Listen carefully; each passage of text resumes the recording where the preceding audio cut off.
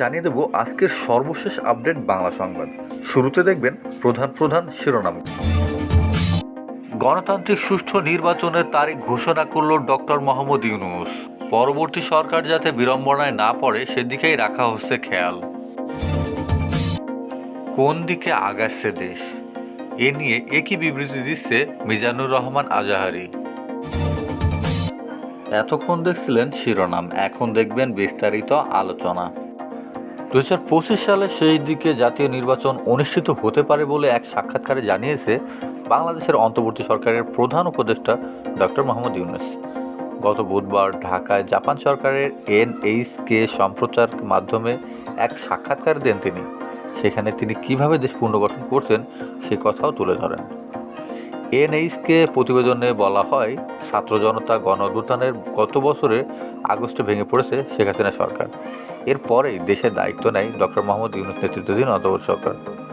বাংলাদেশ যেন স্বনির্ভর হয়, শক্তিশালী হয়, সেটি নিশ্চিত করতেই কাজ করছে ডক্টর ইউনূস। তিনি বলেন, আমরা যখন ক্ষমতায় এসেছি তখনকার পরিস্থিতি বিবেচনায় আমি মনে করি আমরা অনেক দূরে গেছি। কেননা এইখানে সমাজ, অর্থনীতি, রাজনৈতিক ব্যবস্থা, বিচার ব্যবস্থা সহ সব কিছু ছিল বিধ্বস্ত। গণতান্ত্রিক দেশের জন্য নির্বাচন একটি অপরিহার্য পদক্ষেপ। ডক্টর ইউনূস বলে, নির্বাচন অনুষ্ঠানের সম্ভাব্য সময় হতে পারে চলতি বছরের শেষ দিকে। ডক্টর ইউনূস বলেন, যখন নির্বাচন হবে, যারা নির্বাচিত হয়ে সরকারে আসবে তারা কাজ করার জন্য খুব নিরাপদ এবং নির্ভীতি পাবে ইনশাআল্লাহ। দেশের তরুণেরা ভবিষ্যতে প্রভাবশালী হয়ে উঠবেন বলে তিনি আশা প্রকাশ করেন। গত বছর গণঅভ্যুত্থানের তারুণ্যের মুখ্য ভূমিকা রেখেছিল। বাংলাদেশের বৃহত্তম উন্নয়ন সহযোগী জাপানের প্রতি কৃতজ্ঞতা প্রকাশ করে ডক্টর মোহাম্মদ ইউনূস। তিনি বলেন, জাপানের প্রযুক্তি ও বিনিয়োগ তরুণ বাংলাদেশিদের জন্য কর্মসংস্থান সৃষ্টি করেছে। ডক্টর ইউনূস আরও বলে, তরুণেরা কী করতে চায় তাদের সাথে সৃজনশীল শক্তিও দেখাতে চায় এবং তা পুরো বিশ্বের কাছে তুলে ধরতে চায়। সুতরাং এই মনে আকাঙ্ক্ষাটাই আছে তাদের। দেখা যাক কিভাবে আমরা এগোতে পারি।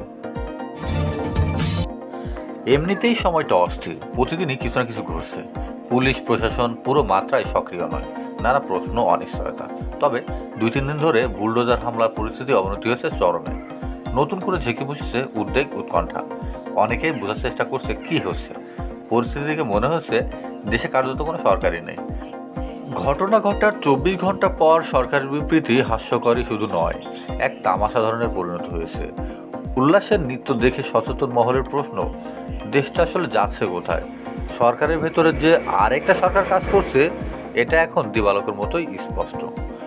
উদ্বুদ্ধ পরিস্থিতিতে বিভিন্ন রাজনৈতিক দল আর নানা পেশার মানুষ তাদের উদ্বেগ প্রকাশ করেছে। বিএনপির পক্ষ থেকে বলা হয়েছে, সরকার পরিস্থিতি নিয়ন্ত্রণে সক্ষমতা করতে না পারলে রাষ্ট্র ও সরকারের স্থিতিশীলতা হুমকির মুখে পড়বে। জনপ্রিয় ইসলামী বক্তা মিজানুর রহমান আজাহারি বলেছে, মবক্রেসি দেশকে অস্থিতিশীল অবস্থায় নিয়ে যেতে পারে।